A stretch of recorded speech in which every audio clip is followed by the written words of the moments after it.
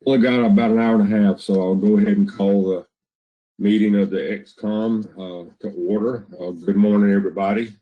We certainly had hoped that this was going to be an in-person meeting, but given what's going on, excuse me, around the country, we probably made the right decision to hold this meeting virtually. So we'll get through another one and hope for better things come May. Our first agenda item is approval of the agenda. You should have the updated agenda and the supplemental materials. I believe Pat Kelleher may have one anything else to add, so I'll open it up to you, Pat. You want to do that? I think Bob and I were discussing kind of the overall workload. I thought Bob might touch base on that a little bit, and then I can follow up.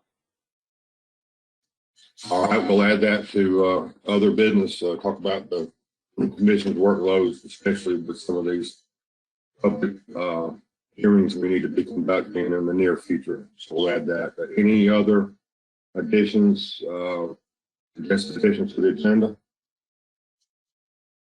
If not, any opposition to adopting the agenda as modified? Seeing any hands, Tina? No hands raised. All right, very good. So we'll adopt the agenda by consent. Next item is approval of the proceedings from our October 2021 meeting. You should have also had those in the briefing material. Any edits, additions, changes to the proceedings from the October 2021 meeting? If so, raise your hand. Any hands, Tina? No hands. Any opposition to adopting the proceedings as presented? Again, raise your hand if so. No hands, Spud. Okay, we'll consider the proceedings adopted by unanimous consent. Next item is public comment. Do we have anyone on the line from the public who'd like to make a comment? If so, please raise your hand.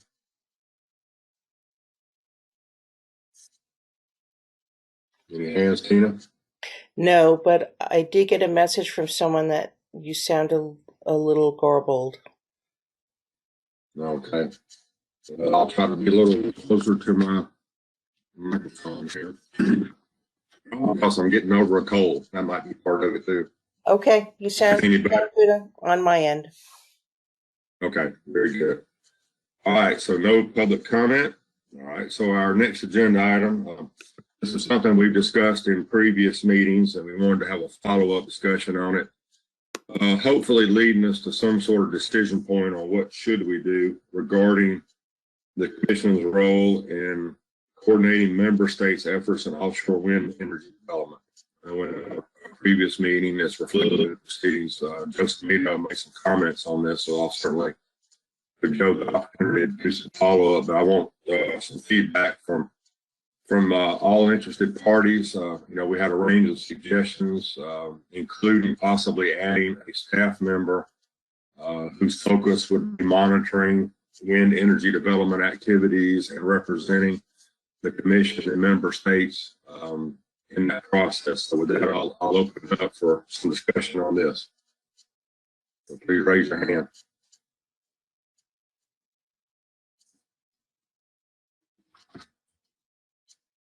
What have we got, Tina? Yes, but Joe has his hand raised. All right, go ahead, Joe. Well, thanks, Bud. Yeah, and I seem to be one of the more vocal people on here, but I do know that there's several members of the executive committee that are, as buried in this wind energy stuff as I am, and certainly what we don't want here is to just add another meeting time to hear a lot of the same information that we're already hearing. But a lot of the conversation is starting to shift to compensation mitigation. And as construction really is starting to break ground in some states and getting real close in others, I think there are going to be some important discussions about transmission lines and what's happening finally in state waters, since all of the leases we've been dealing with so far are federal waters. So, I would put that out there, that perhaps those are two discussion points where the commission can be helpful. There's an ongoing effort with BOEM right now to have guidelines on compensation and mitigation, because there was a outreach from 9 of the coastal states that if we do that, it really needs to be done kind of in a standard format. And so BOEM is trying to get some guidelines that help standardize it. But unfortunately, the way each state is able to kind of address compensation for these programs is different. Part of it's through coastal zone management rules, and those are different in each state, and that'll affect the cabling coming ashore as well. So, perhaps there's a role for us to take some time and have discussions on what are the differences and what standardization should we be striving for. Well, that's all I got on that right now. Thanks, Bud. Anybody else like to opine on this subject matter? Pat Gear and then Jason McNamee have their hands raised. Go ahead, Pat. Thank you, Mr. Chairman. Here in Virginia, we're at the point where the energy company doing the wind project has created a memorandum of understanding with VIMS to do some of the research that needs to be done. So we're being asked to review some projects that may be funded. Maybe the staff, if we may ask the ASMFC staff if they may be helpful in reviewing those projects. We're going through a lot of the same things that Joe just talked about. We're sitting on a lot of meetings and a lot of calls already. So if having an extra staff is just going to mean hearing the same thing again. But in our point of view right now, if staff at ASMFC are hearing things, letting us know, we may ask them to review some of our proposals as they come in, some of the research proposals, to make sure they're scientifically sound. Thank you. All right. All right. J-Mac, go ahead. Thank you, Mr. Chair. Totally agree with everything Joe and Pat just offered. I guess I'll also let you know there was a workshop, I guess it was last week, might be 2 weeks ago. I have trouble keeping track of time these days. But it was kind of looking at some of the effects of the wind farms on the NIMS trawl survey. And that's very specific, but I think that has an impact on a lot of different things that the commission does. So this is the main issue is everything's kind of happening in compartments, and that's the real value that I think the commission can bring into this, is kind of have that sort of higher level view on these things. As states, we get kind of mired into the parochial issues that are the most severe to us, and with limited resources, we have to focus in on those things and how they affect our state. But there are larger effects here that should be taken into account. And at this point, my view has been it's just been kind of hopscotching along, depending on where the leases are starting to hit. So like Rhode Island, Massachusetts, we've been doing this stuff for probably close to a year now, and now it's moving south. It seems to be kind of unique every time it pops back up. So that's the real value I think the commission kind of brings into this, is the close connection with the states, but being able to kind of stay up a level. And some of the scientific impacts I think are important to look at, through that lens, because that workshop I mentioned at the beginning of when I started talking, what they're doing is a simulation analysis to kind kind of look at the potential impacts of losing strata from that survey. And, you know, the workshop had a pretty diverse group of folks on it. I'm not sure if anyone from the commission was on there. I don't remember. But, you know, that's the role I think the commission can play, is kind of living up above it a little bit and being able to kind of keep the states informed as to what's going on not in their state, you know, to the south or to the north or what have you. And it's a ton of work. So yeah, we might need to think about, you know, I've got a staff member that does that almost exclusively, and has been for 2 years, not even the past year. So, you know, we can talk more about what type of resources are needed, but I think there is a role for the commission to play here. Thanks. Thanks, Barry. Any other hands, Tina? Yes, Pat Kelleher. All right, go ahead, Pat. Thank you, Mr. Chairman. I think Jason's brought up a lot of really good points. I think each and every state is in a little different position, probably from a staffing perspective, as it relates to this. So I think if the commission is going to be involved, we probably need to think about, you know, at what level, what's the right type of staff person. You know, as I said earlier, for the new agenda item, Bob and I were talking about kind of the existing workload. So stretching people too thin right now certainly is not probably not warranted. But if there is something to do is there something for the commission to do that wouldn't create kind of a duplicative process, and it would give some support to the states that need it, I certainly wouldn't be opposed. Let's just make sure that it doesn't turn into mission creep. That's all. Thank you. Good point. Anyone else, Tina? Eric Reed. All right, go ahead, Eric. Good morning. Good morning, sir.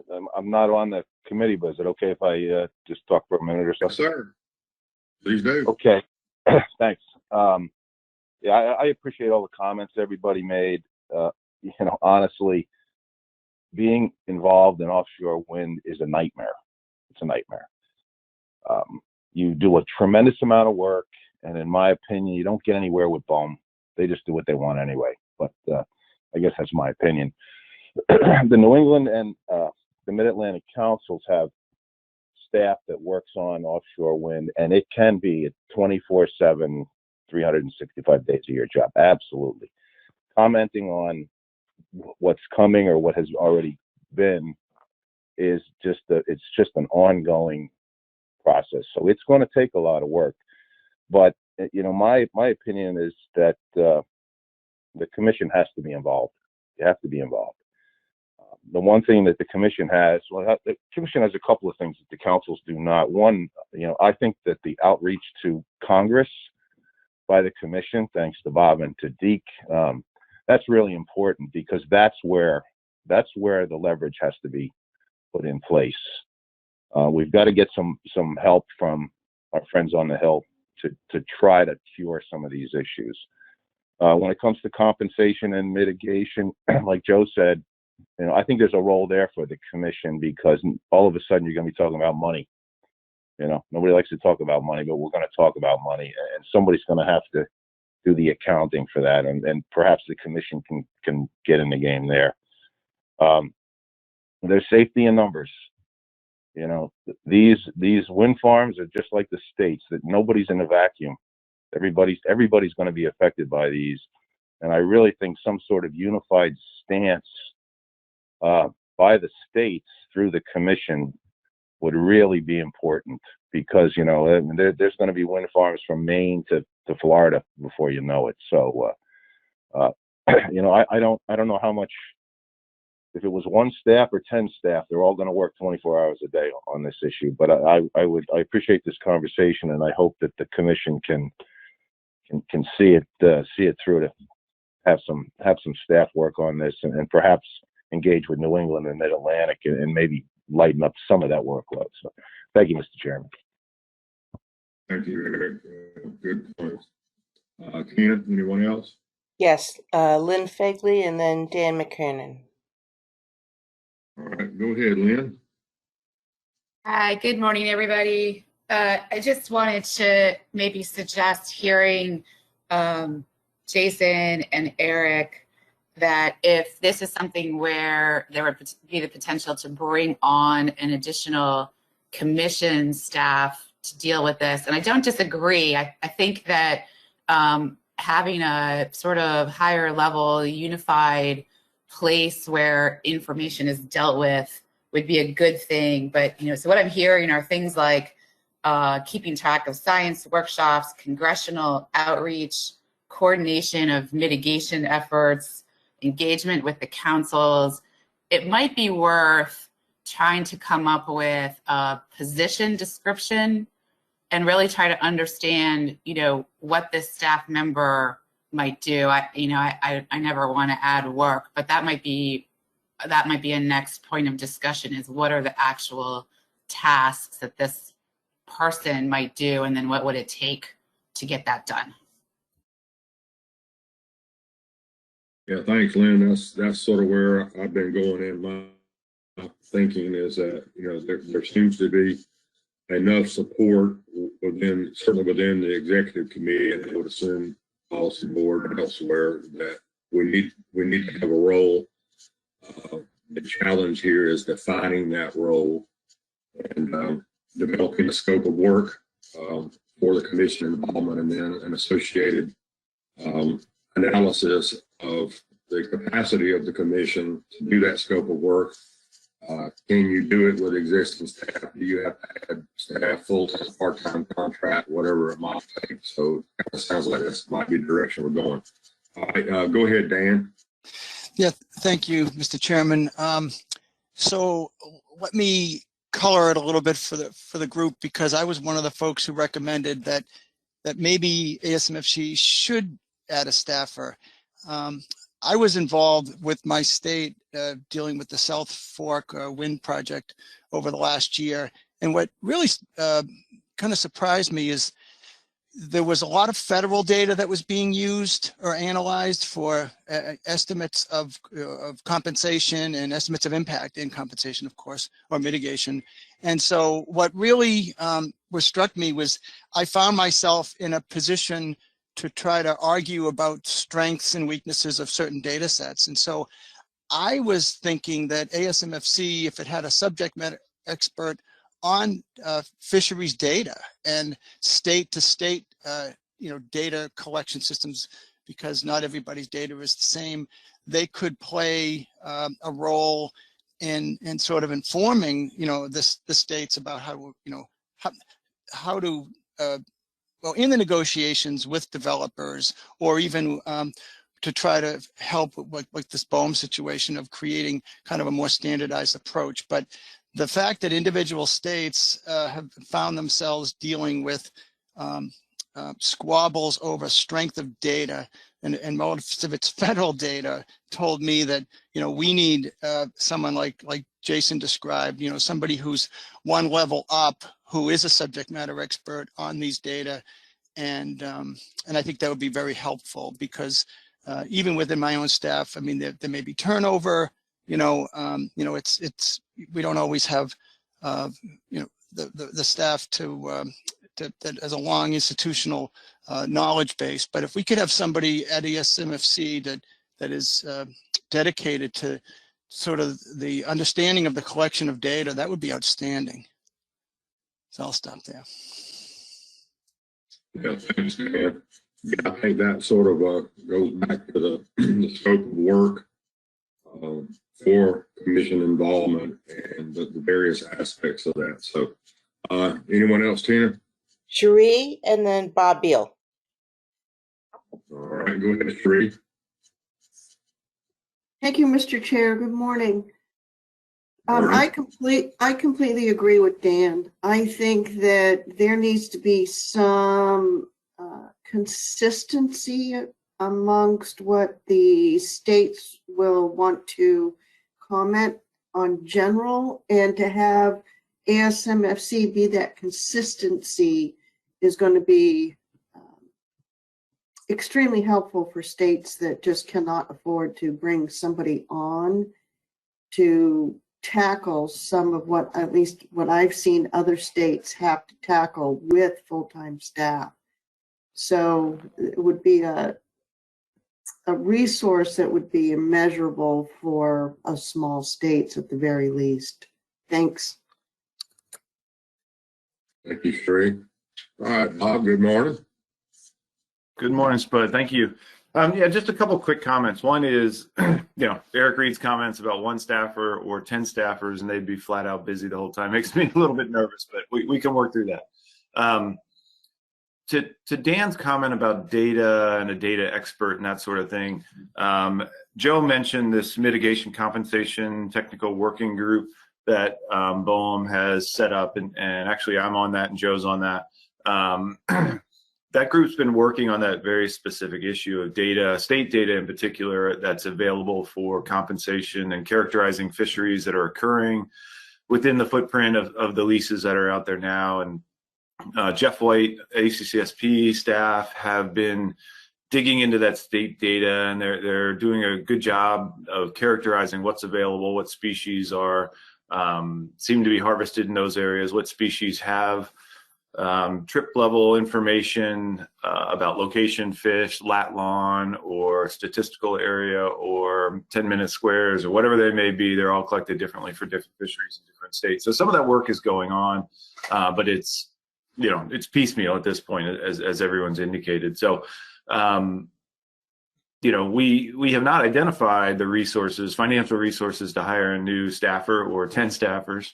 I maybe, Spud, where you were going a few minutes ago, which is kind of defining the role of this individual or individuals, plural, and determining, is there anyone on staff that can help with it right now in their free time, whatever that is, or do we need to hire a person or two or three, or let's define this role and the scope of what ASMFC can and can't do, because as Pat Kelleher mentioned, I am a bit nervous about staff workloads and other things coming up over the next few months. So maybe, working on the scope of this project may be kind of step one, and we'll continue to work on the different committees such as compensation and mitigation, and, work with ACCSP as they help characterize the data for state managed fisheries and ASMFC managed fisheries, like, species like whelk and horseshoe crab and menhaden and all these others that don't really show up very often in the federal databases, because a number of people that harvest those species don't have federal permits, so they're not bound by VTR requirements and all the nuances that go along with it. So that would be my suggestion on how to move forward, Mr. Chair, which I think is consistent with kind of where you were heading toward a few minutes ago. Yeah, thanks, Bob. That's what I was thinking, is that, we've got a lot of feedback on things that the commission could possibly do. And I think what we need to do is sort of coalesce that into, a need statement and an approach to deal with the need, and then, sort of figure out what's most feasible in terms of an approach to deal with the need, and whether that is using some of the existing capacity of the commission to fulfill the needs. So I think that's the next step in this process. Is everybody has spoken is certainly supportive of the commission being involved. Now it's time to sit down and analyze how best to be involved and how to make involvement a reality, given the practicalities of money, people, time, and all the other variables. So, anybody else, Tina? Yes, Joe, and then Jason. All right, Joe, and then I'll go to you, Jay. Thanks, Bud. I think one thing that is abundantly clear is that we all feel a little bit over our heads, and so we all dove into immediate needs just now. It got me thinking about a comment that Eric made, and also something I heard at one of the BOEM meetings, and that is, BOEM said they couldn't be the group to collect and hold money for compensation, that would take an act of Congress. An act of Congress which happened in the 70s for them to be the purse holder, in the Gulf for oil drilling. So, to think to the future, I think maybe those are some of the discussions that we need to have as well. Maybe it doesn't exist in legislation right now, but what are the needs? What would be the best, possible outcome for managing these resources and helping out the fisheries that are impacted? And the same may go for the state level. As I mentioned, one of the crux pieces of legislation for a lot of states is coastal zone management rules. Maybe ASMFC could host a workshop, what works and what doesn't for your state's CZM rules, and what would be recommended changes for the future. All right, thanks, Joe. All right, Jay. Thank you, Mr. Chair. Just another quick comment.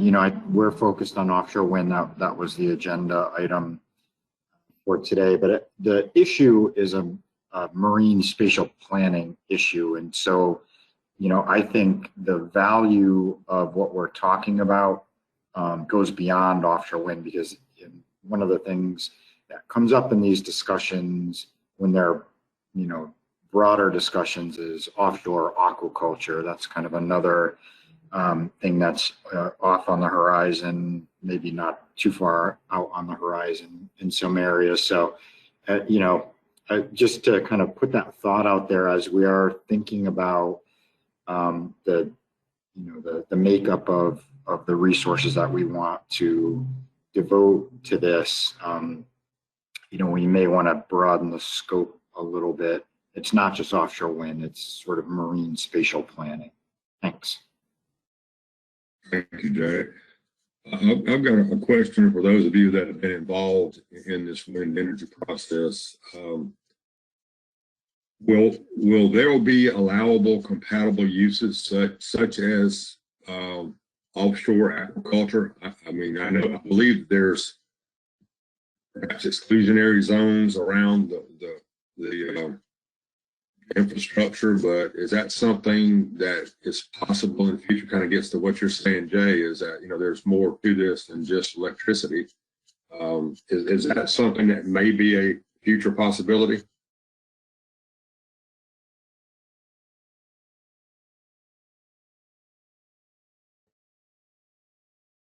But I have two hands raised. I have Jim Gilmore and Eric Reed.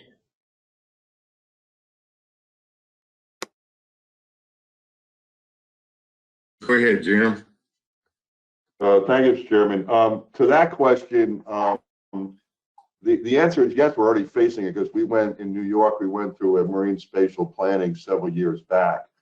And right now we have, the issue of offshore wind, but we do have proposed aquaculture, large scale marine aquaculture in the ocean, in addition to a lot of other things coming up, increased vessel traffic and, just traditional uses. And it's already having an impact on our artificial reef program, because we are trying to expand the number of artificial reefs, and we're already getting, quite frankly, pushback from the commercial fishing industry, because they see this now as I think they've termed it death by 1,000 cuts. If we have to get offshore wind, more artificial reefs, offshore aquaculture, then it's every one of those is taking more of their opportunities away. So it's a big issue. In fact, they're using the artificial reef argument right now. They're really concerned about offshore wind, but now they're objecting to everything, even small expansion. So yeah, that's something that's going to be we're all going to have to deal with. And quite frankly, we're trying to find the right balance. And the commercial fishing industry is really, totally opposed to any kind of expansion in addition to offshore wind. But the question I had, and apologies, I was a little late this morning.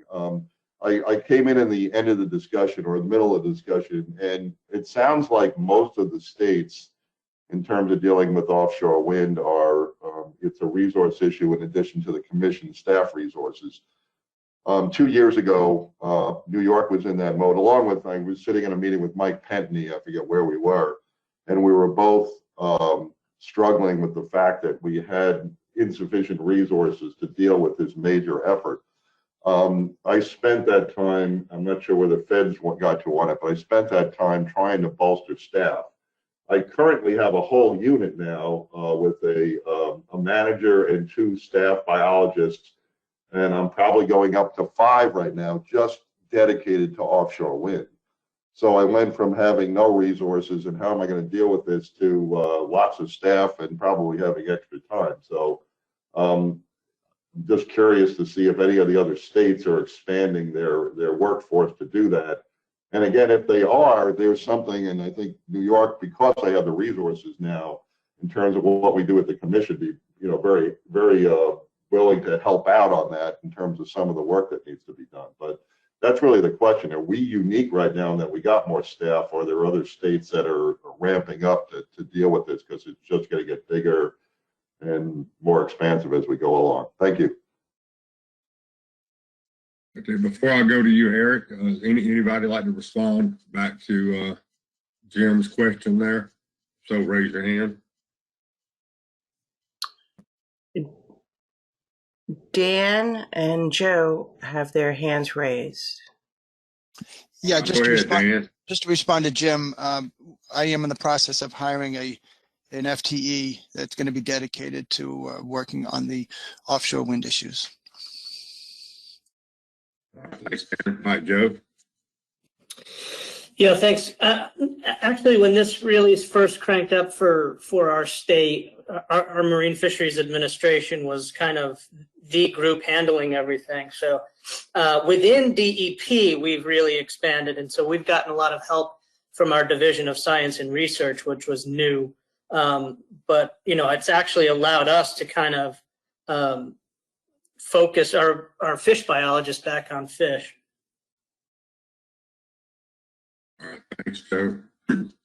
Anyone else, Tina? Yeah, Jason and Kathy Rawls.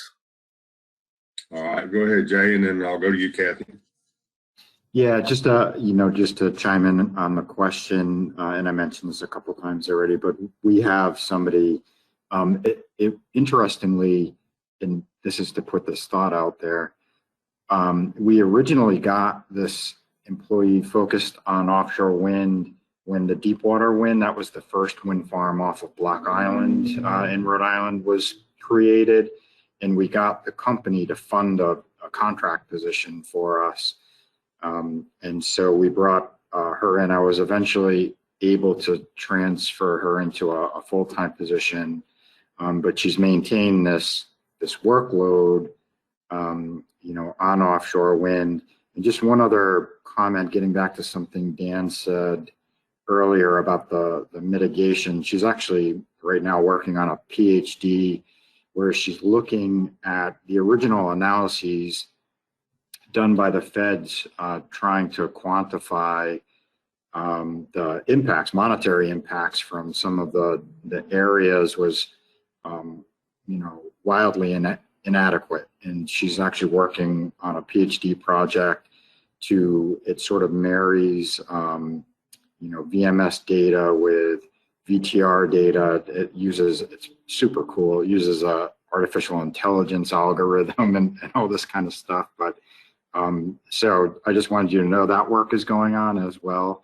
And hopefully stuff like that will come into the mix, because it's not a simple issue, that part of it. So thanks. Thanks, Jay. Go ahead, Kathy. Good morning. Good morning, Mr. Chairman. Thank you. Just a comment for North Carolina. We are kind of in the early stages of this. I think we've got 2 projects that we're following, and we have a couple of divisions within our department that actually have staff that are looking at this, but this is on top of their normal workloads, and we have certainly been listening to the northern states as they've talked about how once this ball gets rolling, it's hard to stop and it will consume your state resources. So we are concerned about that, but we're kind of doing the best we can right now with what we've got with this issue. All right, thank you. Anyone else, Tina? Yes, Justin Davis just raised his hand. All right, go ahead, Justin. Good morning. Morning. Thanks, Bud.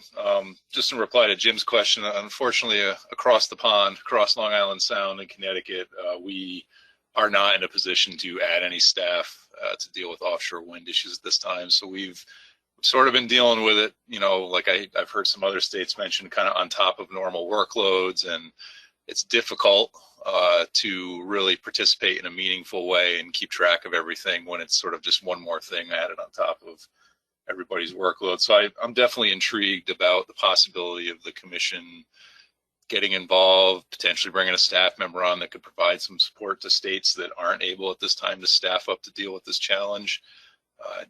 I definitely agree that there needs to be careful thought to what that person's charge would be and how they participate or do something in a way to sort of fill existing gaps or be value added and not duplicative with what current staff and other agencies are already doing. But I'm definitely interested in seeing what the commission could develop for you know, the potential to bring someone on to help out with these issues. Thanks. All right, thanks, Justin. Okay, I think we've got some good feedback for Jim. So I want to bounce back to you, Eric. Thanks for your patience. Back to the question about, you know, are there possibilities of co-locating aquaculture and wind energy infrastructure? I know they're certainly both going on, but I was kind of curious to whether that possibility might exist. So go ahead, Eric. Okay, thank you, Mr. Chairman. Well, as far as combining offshore aquaculture and in the wind areas, Mr. Gilmore is correct. That aquaculture is a separate issue, but the wind areas, they're leased, which means the developer has the right to do whatever they want in those areas. The question about co-locating aquaculture has been asked. I don't know how many times I've asked it, but it's been asked, and the developers will tell you, well, we don't have any plans to do that. But all the developers are European conglomerates of some sort, and if anybody knows anything about offshore aquaculture, it's the Europeans. So right now they're telling you that it won't happen, but there is nothing, as far as I know, there's nothing that precludes that activity from happening. So, you know, and as far as the commercial fishery getting a little bit uptight, I mean, we've got offshore wind, we've got aquaculture, we've got 30 by 30, and the ocean's getting pretty small in a big hurry. So I just, that's my piece. Thank you, Mr. Chairman. I appreciate it. Thank you, Eric. I think I neglected to call on Dan and Mel earlier. So Dan, I'll call on you and Mel. Yeah, thank you. I'll be brief. I just want to support what Eric and Jason were alluding to earlier about marine spatial planning. And I can tell you that the Cape Wind project, which was planned for Nantucket Sound, before it was completely failed in terms of its planning and was shut down, there was a proposal from a local group to grow mussels between the monopoles. And I imagine the logic there was that, well, if people aren't going to fish there, then we might as well put aquaculture there. I fully expect aquaculture to potentially blossom, you know, in wind arrays. I mean, especially if the normal participants in those areas are displaced. So I agree with Jason. We're really talking about marine spatial planning. For example, up in the North Shore of Massachusetts and up New Hampshire, there is a proposal for a pretty massive steelhead farm out beyond the 3 mile area. And I believe the amount of steelhead that's going to be that could be grown there exceeds the standing stock of cod in the Gulf of Maine. So we're talking about some big projects that could really displace traditional uses. So I'll stop there. Yeah. Mel? Thank you, Mr. Chair. Yeah, just kind of piling on a little bit with that. I did appreciate Jason's discussion of marine spatial planning, and I fully agree with Jason and what Dan just said as well. So I think, you know, if the commission can kind of move towards developing a consideration of developing some staff capacity to, you know, kind of help us with what we're dealing with now with wind, and then, you know, moving into the future as aquaculture comes on board, which it will, that would be helpful. So I think I agree with the direction that was proposed and Bob had kind of mentioned. So, and it's not something that South Carolina is dealing with right now, although, we're watching the northern states, we're watching North Carolina, and we're seeing some survey activity kind of creeping across over into on our side of the line. So sooner or later, I think, we may all be dealing with this. So I think that the commission could have a very useful role, and, kind of developing that now would probably be a wise thing to do. Thanks. All right, thanks, Mel. All right, we've had a good discussion about this. Anybody else? Tina, we'll wrap this up. I am not seeing any more hands. Very good. Well, I think we have a path forward, and folks can stand by, and I'll work with Joe and Bob and Pat and Tony and everybody else, and we'll come up with something for the next time to start reacting to, hopefully in the very near future. I want to skip our next agenda item and go to CARES Act state distribution. Noah needs some feedback pretty quickly here, so I want to turn it over to Bob to address that agenda topic. Great. Thank you, Mr. Chair. Tina, I'm going to switch over to be the presenter, and hopefully that works. Can you guys see a spreadsheet on your screens now? Yeah, I see it, Bob. Okay. All right, good. Then that's starting off point here. So we had an initial discussion on this a couple of weeks ago at the executive committee. A couple of questions came up. We went back to NOAA Fisheries, and they quickly got answers to us. And then we surveyed all the states, asking them really what's your need for additional funding under CARES 1.0, we'll call it. We heard back from essentially all the states, and this table summarizes what we've heard and kind of where we are. If you look in kind of the top manila colored line, there's this cell 3.78 million. That's what we have left that can be reallocated under CARES 1. So that's kind of the bottom line that we're talking about here. This next column or column that here is what we'll be talking about next, just kind of quickly going through what each of the states indicated they need and what they would use it for. And there's some open-ended points here that we'll need to talk about, and some of the states may want to chime in on their needs, but I'll give it a quick summary. Massachusetts indicated they need $35,000 for administrative funds to cover overhead. Florida indicated essentially they can take whatever we can give them out of this. They have a number of direct payments that they were not able to bring their fishing stakeholders back to close to whole, made more than whole, get them equal to whole. So Florida's indicated they can take a pretty significant chunk of this and make direct payments to their remaining stakeholders that weren't fully reimbursed with the first round of CARES 1. Maine indicated they could use about $500,000 for a seafood marketing project that they have in their proposal, but it's not fully funded at this point. New Jersey, I believe, Joe, that New Jersey does not need any additional funds.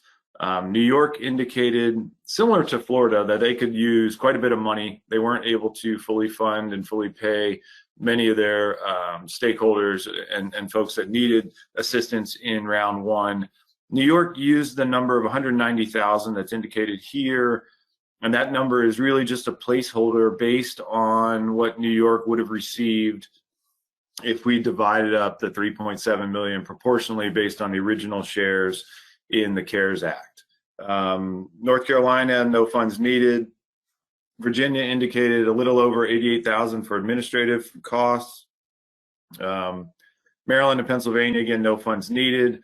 Rhode Island, again, Jason indicated that he needs about $100,000 to make valuable or reasonable payments out to stakeholders that need money. I think he set the threshold at $5,000 if I remember correctly, and then so that would be a minimum of about $100,000 needed to pay individuals that weren't fully reimbursed in the first round.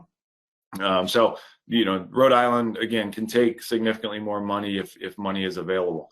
New Hampshire indicated that they have a marketing and infrastructure project that's in their CARES 2 proposal that they could shift over to the CARES 1 proposal.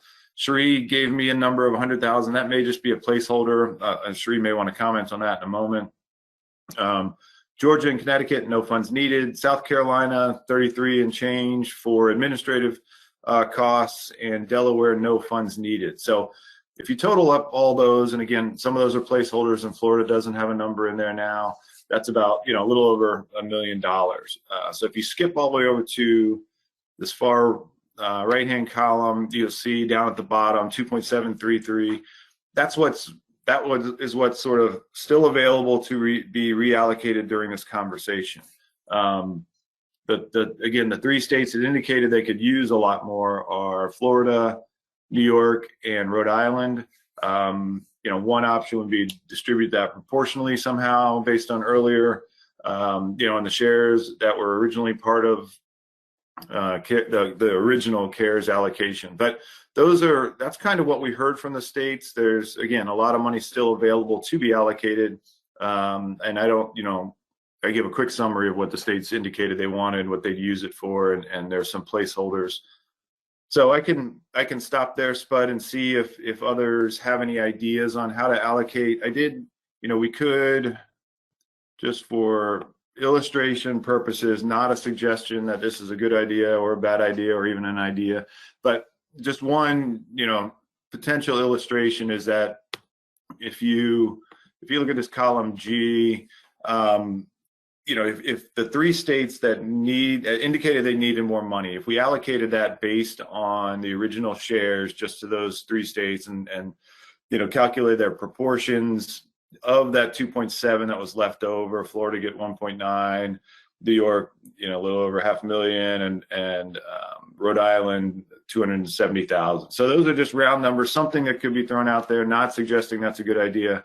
I can go back to this table and we can, you know, manipulate numbers on the fly here if that's what folks want to do. But, you know, allocating money is like allocating fish. There's never enough to go around, and it's always kind of a touchy issue. So with that, I'll turn it back to you, Mr. Chair, to see if we can sort through this. All right. Thanks, Bob, and thanks for presenting it in a very clear manner here. So I'll open it up to ex-com members to react to this. Obviously, he presented one possible scenario to zero out the unspent funds. So anyway, I'll open it up. Raise your hand if you'd like to provide some feedback, some comment, or some supplemental information. Spud, I see Pat Gear's hand raised. Go ahead, Pat. Thank you, Mr. Chairman. From a Virginia perspective, for the first round, what we did to try to get the money out as quickly as possible, everybody who met the minimum qualifications of the federal plan, we all sent them the equal amount of checks. So they all got a check for $6,300. So we don't know how many of that made whole, but in our second round that we just finished up, a lot of people didn't qualify because they already received that $6,300 and it already made them whole. So we really couldn't ask for any more than that. These our administrative costs in this were, you know, we started from scratch. Our IT guys built a really great database out of this. We had to hire a couple hourly folks to deal with the mail and deal with the phone calls and things like that. And I'm fine with this. I'm really strong. I'm a strong advocate of ASMFC, and I know how little you guys took for this. And are you gonna? Is ASMFC going to request any of these funds for their administrative fees and time that you spent on this? I can let you. Yeah. Under this scenario, we're not going to ask for any more, Pat. You know, we did collect some more administrative fees or a higher rate on the second round of CARES. You know, we had some staff that were able to use some additional time on this, and had, I wouldn't call it spare time, but they had time available to work on it. So, you know, we think it's more important to try to get the money out to the states and to the constituents that need it rather than keep it internal. And if, you know, Laura and I have talked about it a number of times, and it may make more sense if there's money sort of toward the end of CARES 2, and we have spent a lot more time than anticipated. Maybe that's the time for, you know, to have some more money cover overhead at ASMFC. But at this point, we're okay. I think, it'd be better to get it out to the member states and the constituents if needed. That's kind of our philosophy right now. Yeah, thanks, Bob. That's a good idea. All right, Tina, what have I got for hands? Jim Gilmore. All right, go ahead, Jim. Thanks, Mr. Chairman. Just a little bit more clarification on, it's the need, and also I think what we looked at in New York was the ability to spend the additional money. So just in terms of our process, when we had gotten the original allocation, we and did our process, we had over 300 applications, which was even more than we thought we would get. And so essentially we had to tier things. We put them into 3 tiers. The first one was similar to what Pat did, a minimum amount to some of the smaller operations. Then we had a middle tier and an upper tier. So in all those tiers, the greatest amount of compensation was only 40% of their loss. So we were nowhere near close to making them whole. The second round of CARES Act now, we are just closing out our application. We have over 200 applications. And based upon those, we're still nowhere near to making anybody whole on it. So not only do we have that need, but us actually getting the money out the door would be pretty quick, because we essentially would just take that original 40% and hopefully bump it up as high as we could do, and just get that money back out to that unmet need from the original round. So again, that was not only that there's a need, but there's an ability to move the money relatively quickly. Thank you. Thanks, Jim. So Bob and Laura, remind me, this money needs to be dispersed. Is it by the end of June of this year? Is that correct? Yes, that's correct. All right, any other hands raised, Tina? Jason. All right, go ahead, Jay. Thanks, Mr. Chair. Just, I feel like Jim sort of is offering exactly the same place that Rhode Island is in. So, and again, yeah, to be as quick as possible, it's just sort of redoing the original spend plan, but just supplementing and it was mainly our aquaculturists and our processors that didn't get their claim or anywhere even close to it.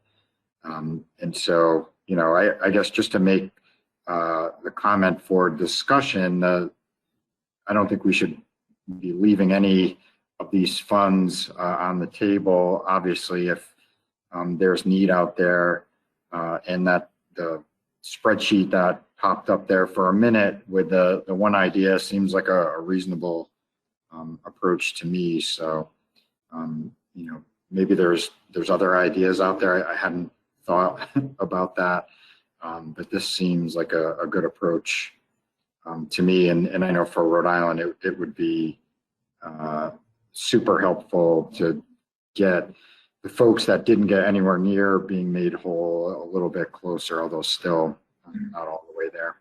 Thanks. Yeah, thanks, Jay. Yeah, I was going to ask Bob to bring that spreadsheet back up. So we've heard from New York, we've heard from Rhode Island. Erica, I assume that if Florida were to have these funds available, that they could be expediently distributed. Would there be any issue by meeting the June deadline? Thanks, Bud. Yes, we believe we can meet the June deadline, and we're preparing for receiving these funds. All right, thanks. All right. Well, at this point, I mean, we have this this option available. Haven't heard anybody speak against it or offer an alternative. Obviously, this is just one scenario, but it seems to be as reasonable and equitable and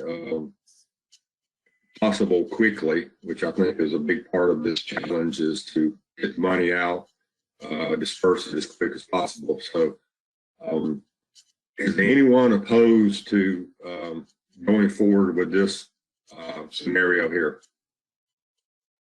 So please raise your hand and certainly not trying to fast track this, but I think it'll help if we can make a definitive decision here. Any hands, Tina? Yeah, Dan McKiernan. Go ahead, Dan. Yeah, thank you, Spud. I guess my concern is that we didn't put in for additional funds because we looked at the proportional share we would get and said, you know, it's really not worth the while. And I imagine a lot of states did that. Those that do could stand to get a decent amount of money, and I support that. But I'm asking for a little bit of a crystal ball. Are we going to be doing this again for CARES 2.0? And how will that conversation go?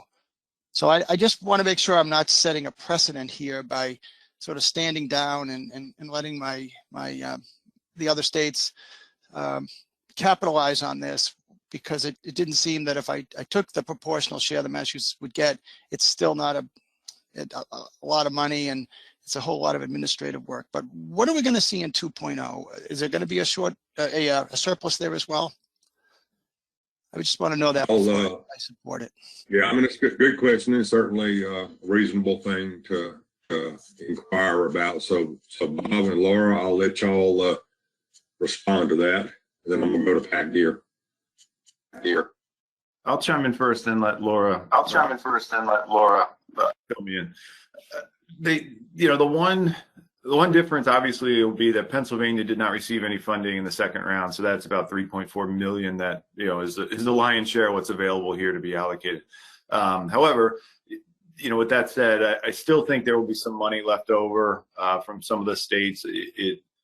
I don't want to go as far as to say states are struggling to find qualified applicants, but some states, made a lot of progress in CARES 1, and they may have some money left over because they have the 35% threshold and they made more than whole provision, et cetera. So I don't think we have a good accounting of what the magnitude of that leftover money might be, Dan, but I do imagine there would be some money left over in some similar conversation down the road at the end of CARES 2.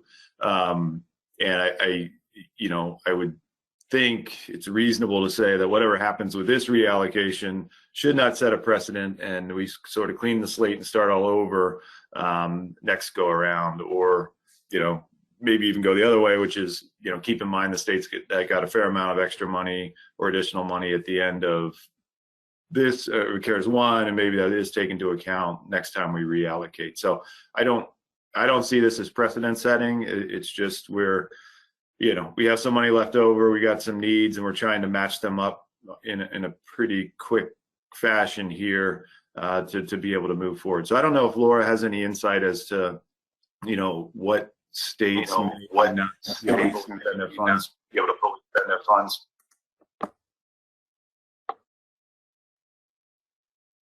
Laura, do you have anything in your crystal ball? No, no, I absolutely do not. And Bob said it very well, of course. Pennsylvania was the main reason, them not being able to use our funds was the main reason we are doing this right now. The states are definitely trying very hard to get it all allocated appropriately. So I do not have a crystal ball on this one. All right, thank you, Spud. I can support this then. What's up on the screen? Very good. All right, Pat Gear. Thank you, Mr. Chairman. Bob, I had asked you this question before, but like I said, this round of CARES Act that we were talking about, we gave it, everybody got the same amount who was qualified. The second round, we did it based on loss, so it was proportional loss. And we were only able to fund roughly 51% of the requests. So this funding that we're talking about right now is just for CARES 1 and cannot be carried over to CARES 2. Is that correct? That's correct. They cannot be commingled. Okay. Because we don't have any additional need in round 1 because the way we did it, but in round 2 we would definitely have a need for funds. Okay, thanks. All right, Mel, you raised your hand. Thank you, Mr. Chair. Yeah, I support the approach we're taking. Dan did bring up CARES 2, so I was just going to mention CARES 2. I think we will be one of those states that we're kind of struggling with CARES 2 money. And again, it's the same bit of a problem we had the first time. We designed our program to get CARES 1 to get the money out as quickly as possible. And what we ran into in terms of constraints was that 35% loss threshold, and some of the no more than whole. But that's what we're running into with CARES 2 is the same thing. It's the 35% loss, and it's also then the no more than whole again. So we'll be one of those states. But just since CARES 2 was brought up, I just thought I'd mention that. All right, thanks, Bill. All right, anyone else? Certainly, again, not trying to fast track this. If there are concerns, please don't be hesitant to voice them. If folks feel like we need to look at another scenario, we can certainly do that. So, any hands, Tina? No. All right, Bob and Laura, then I think we have general agreement with this scenario. Great. Spud, can I make one more comment before we move on? Yeah, please do. Just the caveat. Please keep in mind what this is. This is a recommendation to NOAA fisheries and how to reallocate. I've got an echo here.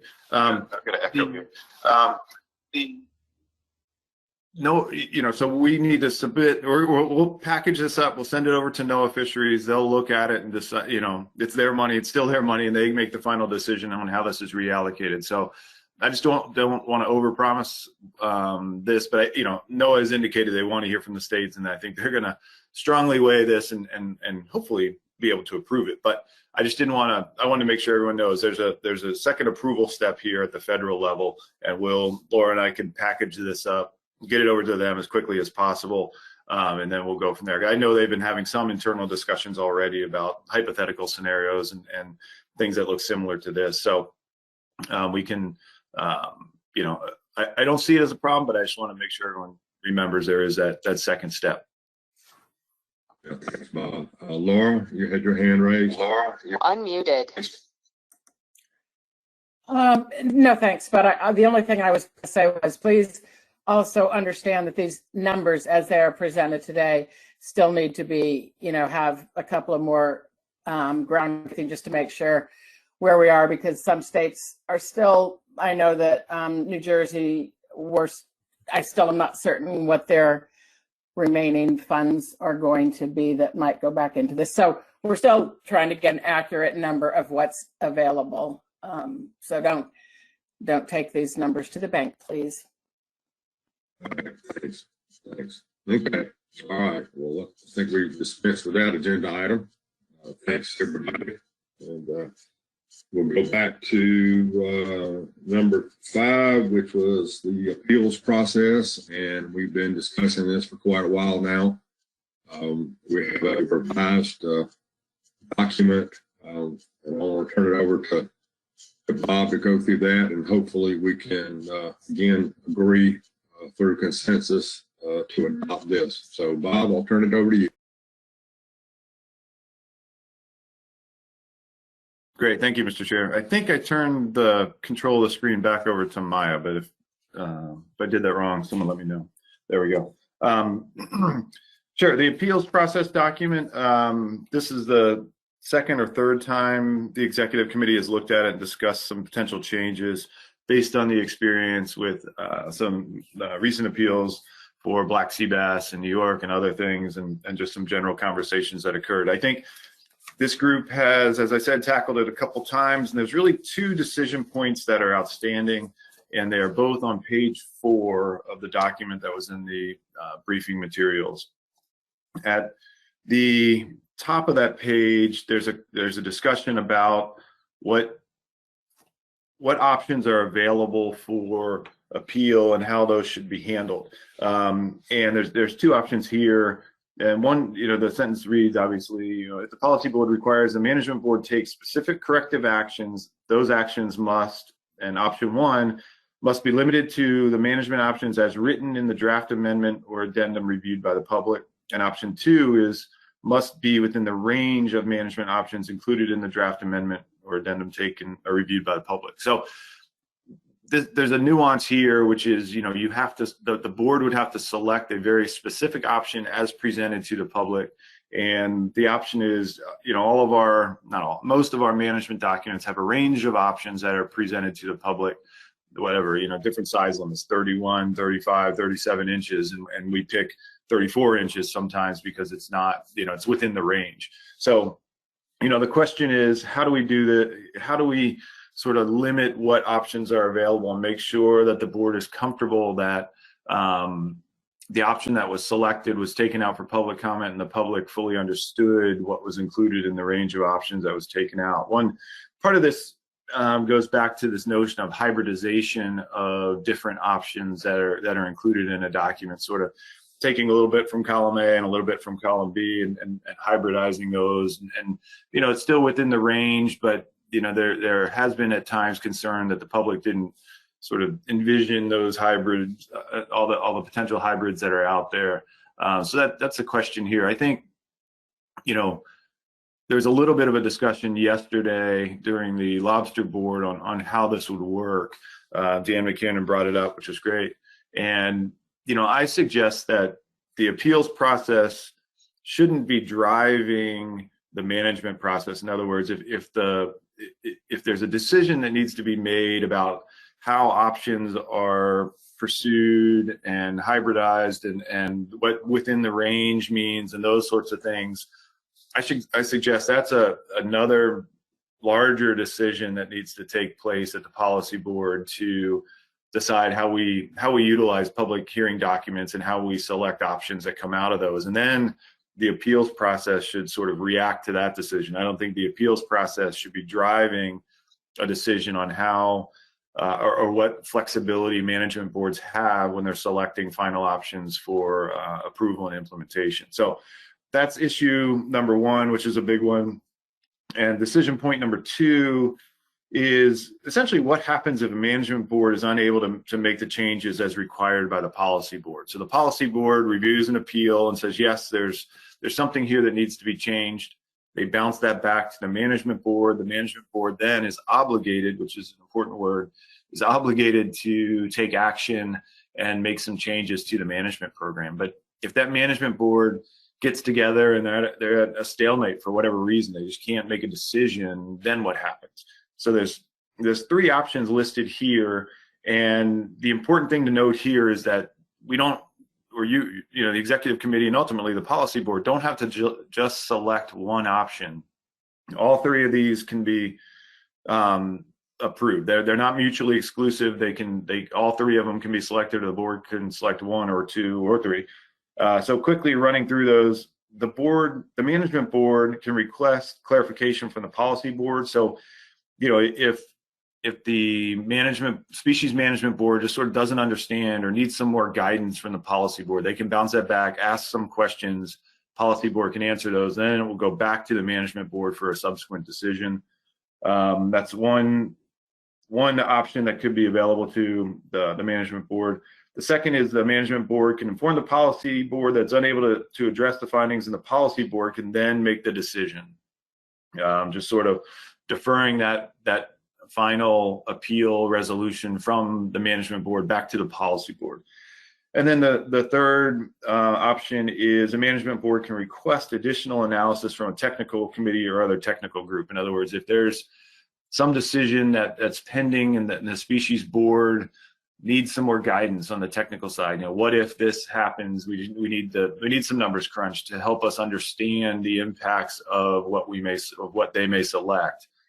They can, employ option number three. So again, all three of these can be used. It provides 1, 2, or 3 different routes that could be taken if the management board is deadlocked for whatever reason and not able to make a decision. So those are the two decision points. I think the first one obviously is a little more difficult than the second. The second is just sort of, what if scenarios and how do you select it. But the first one, the notion of within the range, or how do we relate the options taken out to public hearing to final decisions and final selections is it's a pretty complicated issue, and maybe something we need to spend some time with. So that's a quick summary, Mr. Chair. I'm happy to answer questions or provide more detail on any of those, but those are really the two decision points that remain.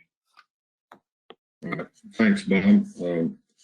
Hey, what I think the second decision point's probably the one that is easier, if any of these you could say are easy. So what I'll do is I'll open it up for some comment on that.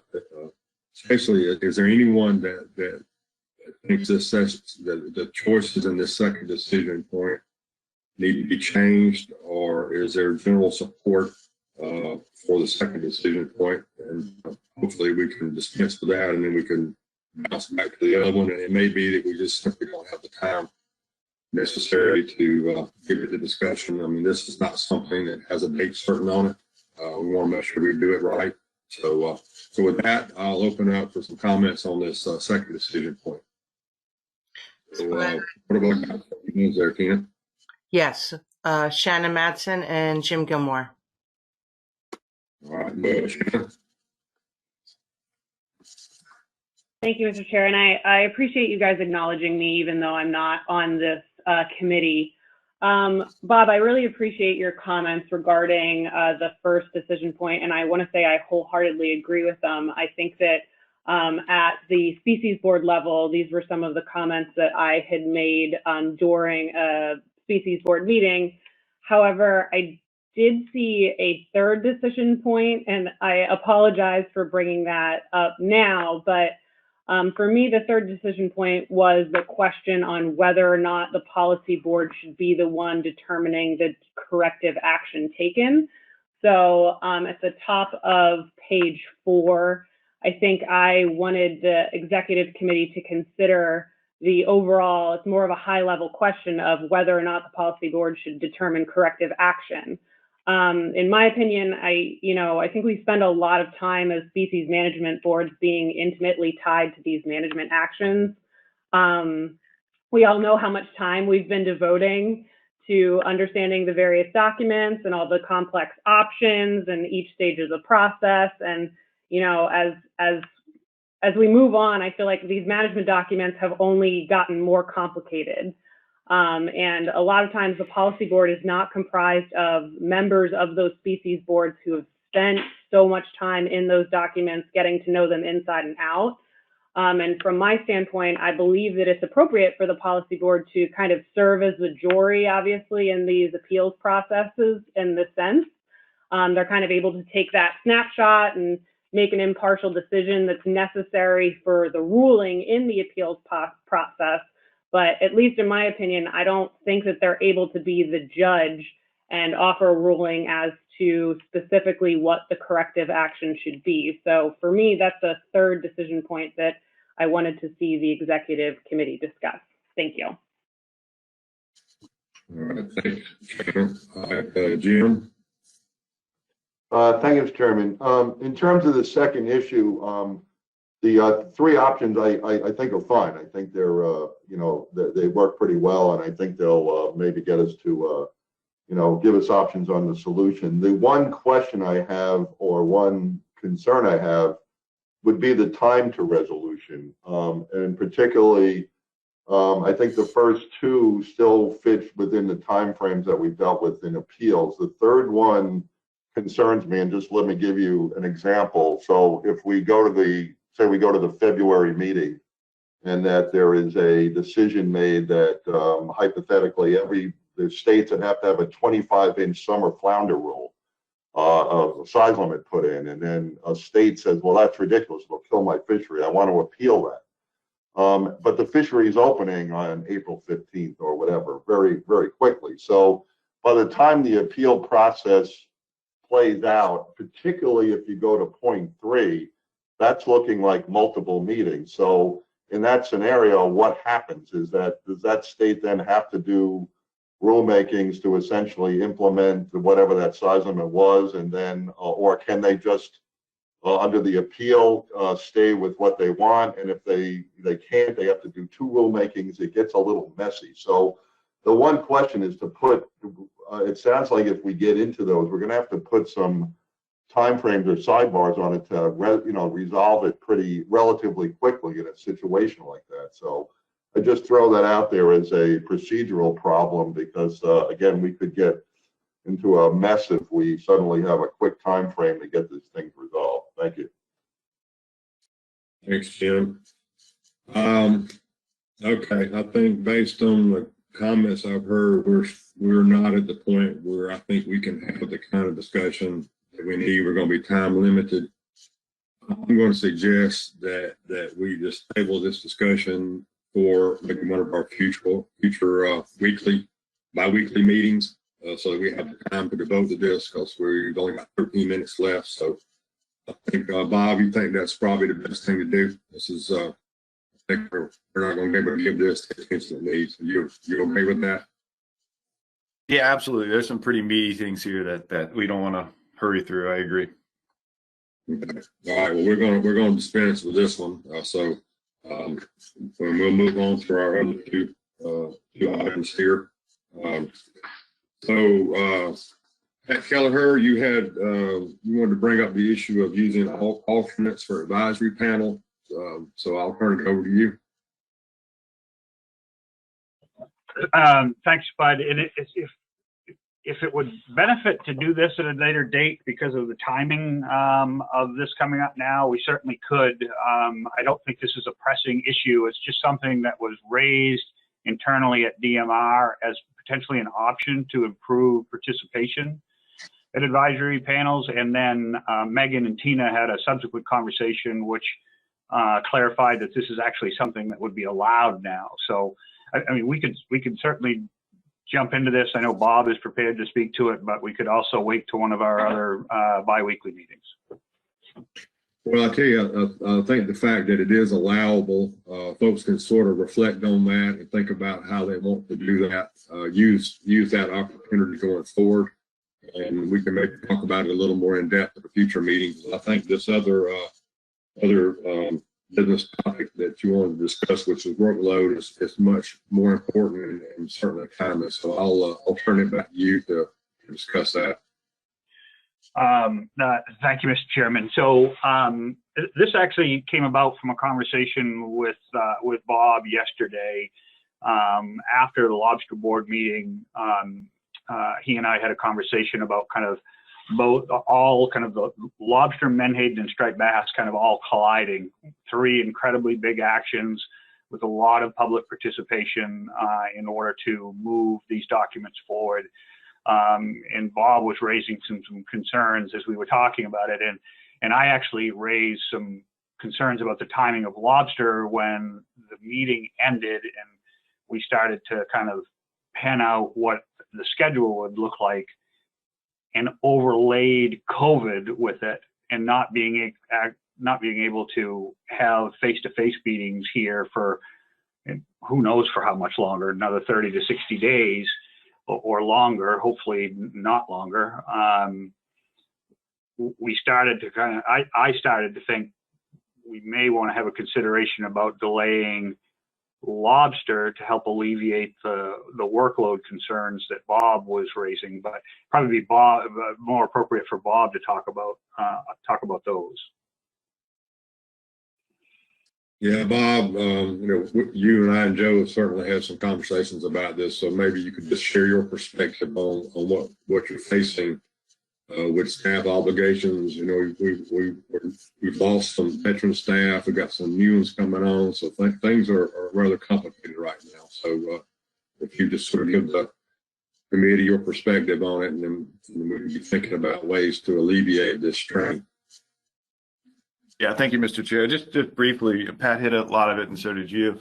There's a lot of documents. There's decisions later in the week with menhaden and striped bass that we don't know yet how those are going to come out. But if hypothetically, if both of those documents are approved for public comment, and there's also the potential for a fast track summer flounder scup black sea bass addendum on some of the rec reform issues on percent change and harvest control rule and that sort of thing. So there's potentially 4 documents that might be out for public comment simultaneously between this meeting and our spring meeting.